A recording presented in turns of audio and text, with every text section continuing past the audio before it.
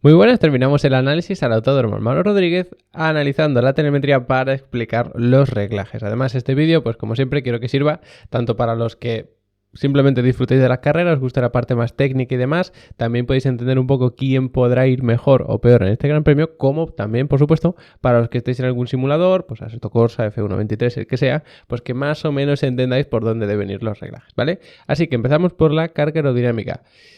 Viendo esto, si nos fijamos en la velocidad, que es el gráfico que tenemos aquí, ya sabéis, velocidad, marcha, revolución por minuto, acelerador, freno, giro. Si os fijáis en este gráfico, pues diréis, bueno, pues carga aerodinámica mínima, porque fíjate la recta que hay aquí, y es cierto, otra recta por aquí, no tan larga, es verdad, pero bastante importante, luego un tramo aquí de mucha velocidad.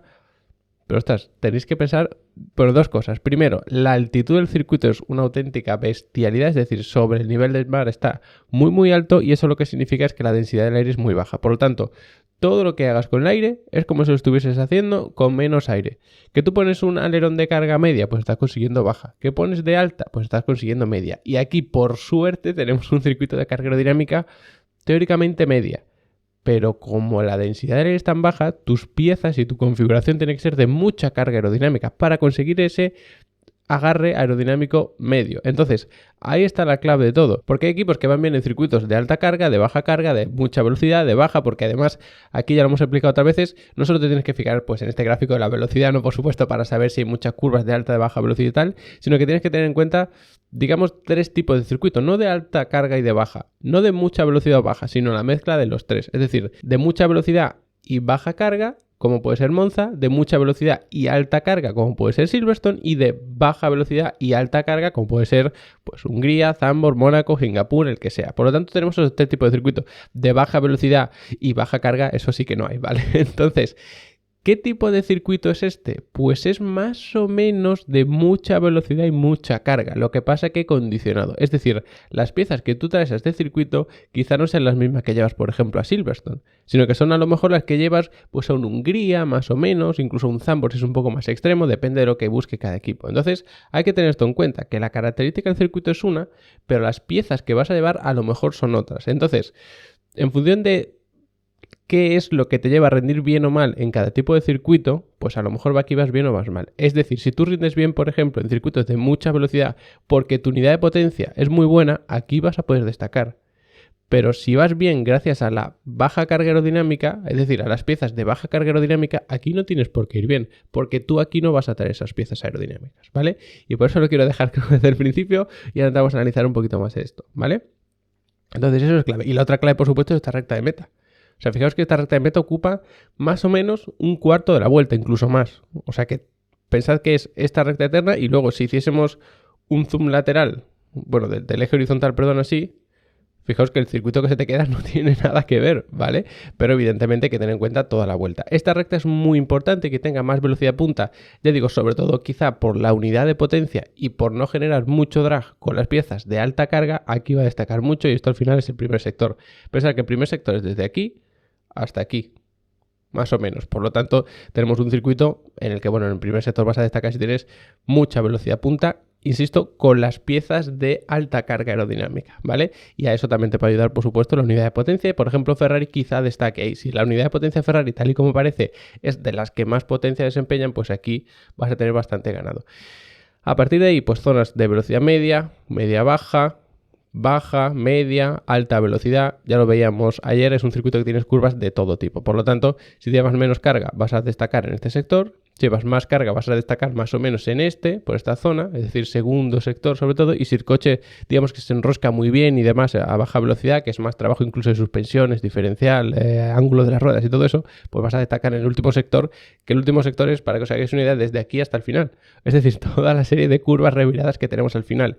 ¿Y el segundo cuál es? Pues desde aquí hasta aquí. Esto es el segundo sector, pues de curva media baja al principio y de mucha velocidad al final, ¿vale? Entonces, ¿para esto qué se necesita? Mucha carga aerodinámica por el problema que ya hemos dicho antes de la densidad del aire y todo eso. Y luego aparte, ¿cómo hacemos el balance? ¿Lo adelantamos? Pues para trazar esta serie de curvas, fijaos que aquí tenemos el giro volante, que no estamos haciendo mucho caso solo a la velocidad, pero aquí tenemos el giro volante que, como veis, se gira bastante de un lado y a otro. Y a mucha velocidad. Si tienes un balance adelantado, el coche te va a responder muy bien.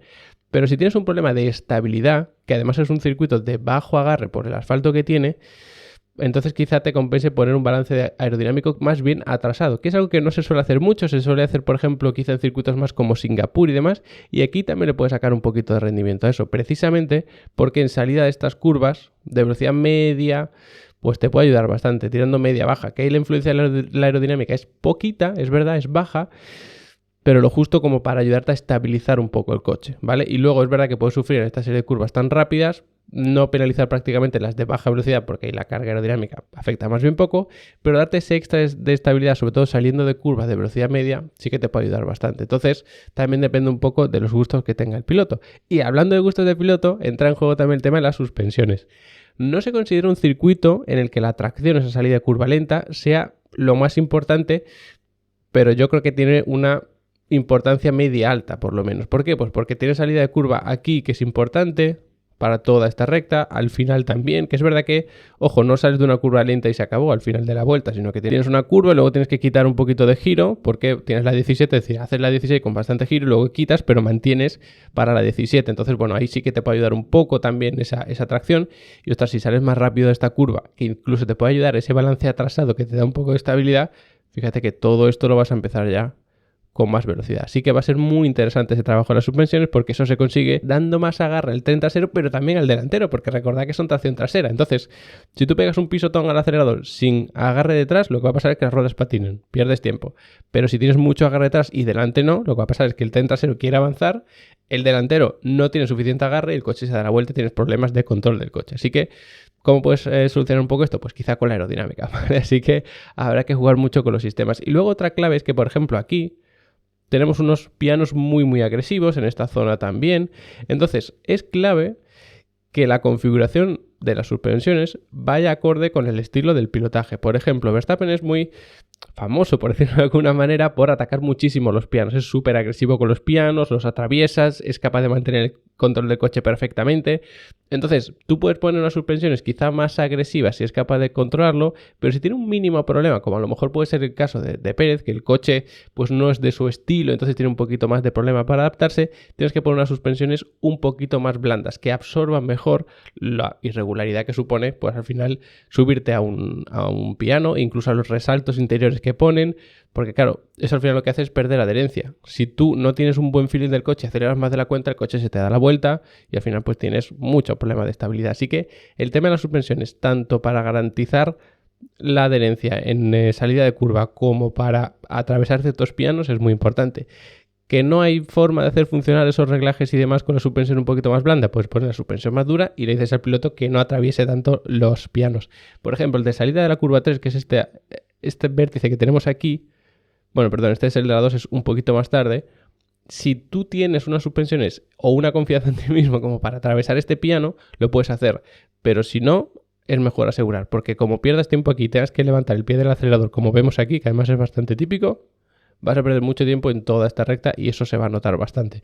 Si quieres adelantar no vas a poder, si te quieres defender no vas a poder y en vuelta pues simplemente pierdes tiempo y se acabó. Y luego otro tema importante, ya con esto terminamos, es el tema de los frenos, ¿vale? Pues ya sabéis que podemos hablar de muchos más sistemas, pero intentamos sintetizarlo. El tema de los frenos. Se considera un circuito de dificultad para los frenos media, pero recordad que el de Estados Unidos también se consideraba de dificultad media. Yo os decía que puede ser más complicado de lo que parece. Este circuito también va un poco por ahí. Por dos motivos, fundamentalmente. Por la cantidad de frenadas y algunas de ellas muy fuertes. Y número dos, por la densidad del aire. Es mucho más complicado refrigerar los frenos porque es lo que decía al principio. Si tienes menos densidad del aire, es como si tuvieses menos aire. Si tienes menos aire, la refrigeración es peor. Entonces, aunque tú tengas esta recta eterna, se te complica la refrigeración. Y no solo eso, sino que aquí sobrecalientas mucho, refrigeración aquí en esta recta también. Aquí sobrecalientas otra vez mucho y a partir de aquí toca el freno, toca el freno, toca el freno. Aquí sí que puedes refrigerar un poco. Habrá que ver si se tiene que tocar otra vez el freno aquí, por ejemplo, que como veis se levanta el pie del acelerador y no se llega a frenar, pero a lo mejor hay que dar otro toque y complica todavía más la refrigeración aquí. Aquí otra frenada que es, la verdad, también bastante fuerte. Entonces es un circuito que es bastante complicado para los frenos. Fijaos aquí. Aquí se refrigera en recta de meta, sobrecalentamiento, refrigeración, sobrecalentamiento y a partir de aquí nos mantenemos arriba. Pensad que aquí puede aparecer incluso otro pico hacia arriba por un pequeño toque de freno. Y ahí también es importante el balance de freno, que lo solemos comentar. Si tú tienes un balance atrasado, aquí el coche te va a entrar en curva que da gusto. Con un pequeño toque el coche se cruza y sales, pero aquí se te puede complicar. Entonces va a ser muy importante, sobre todo, ir ajustando cómo se atrasa el balance de freno mientras vas entrando en curva, porque el balance de freno es el que también se puede controlar en general y luego se puede controlar incluso desde el volante, que lo hemos comentado también muchas veces, cómo se va atrasando. Entonces, para esta frenada fuerte, incluso esta, un balance adelantado te permite que la frenada sea más eficiente. Además, recordad que llevamos una configuración que está generando un drag medio, entonces no te ayuda ni mucho ni poco a frenar, ¿vale? Que sí, que las piezas son de alta carga, pero por la densidad es media, entonces ahí se queda. Aquí tienen que trabajar mucho y para hacer esta frenada eficiente, que es casi en línea recta, pues se necesita un balance un poquito más adelantado del freno, sobre todo en función de cómo configures las suspensiones y demás. Si permites mucho cabeceo, mucha transferencia de peso hacia adelante, pues más adelantado tiene que ser para que la frenada sea eficiente.